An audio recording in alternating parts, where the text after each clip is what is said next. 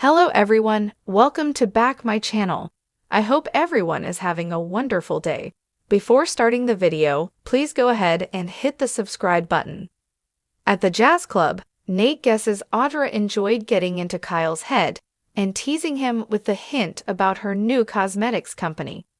He thinks the element of surprise would have been better. Audra wanted Kyle to know she's back, and this was a sneak peek of what's to come. She admits it felt good after the months of having doors slammed in her face, thanks to Kyle. Nate reminds her Victor played a role in that. Audra feels good being back in the game and doesn't see the harm in making Kyle squirm a little.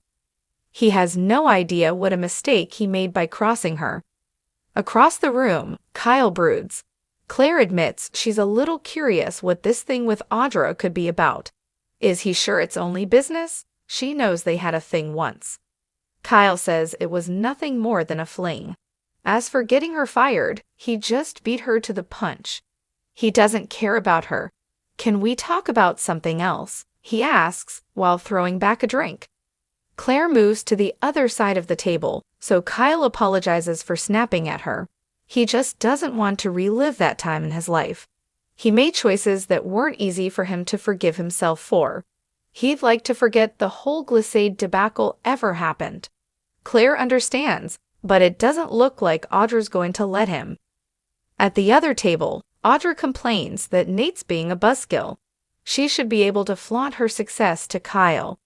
Nate thinks she should be more concerned about this job.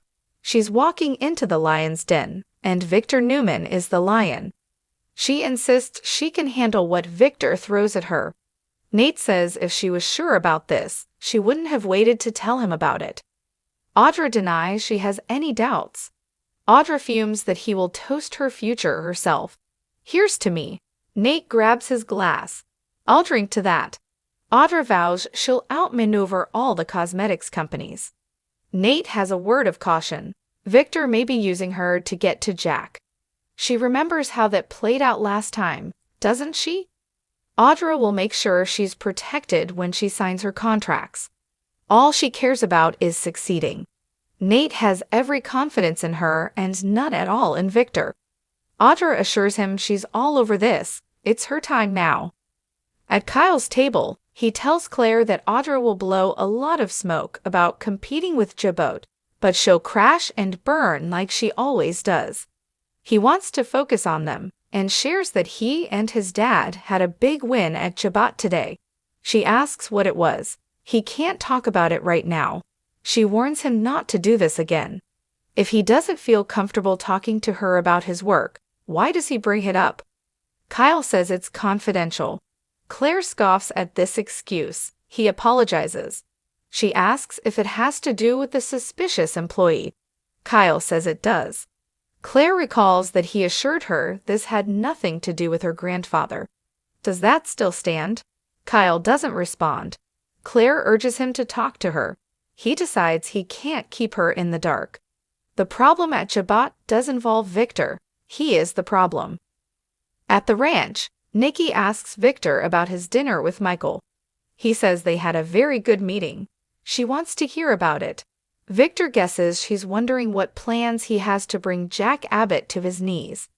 Nikki and Victor argue about Jack reigniting the war by putting her life in danger. She fumes that she has asked him to stop and end this ridiculous vendetta, but he won't. He wasn't there that night and has no idea how desperate her situation was. She hasn't had a drop of alcohol since that night, so who gets credit for that? Victor says Nikki gets credit for her sobriety and the subject is closed. Nikki insists Jack saved her life. Victor hollers that he's a loser.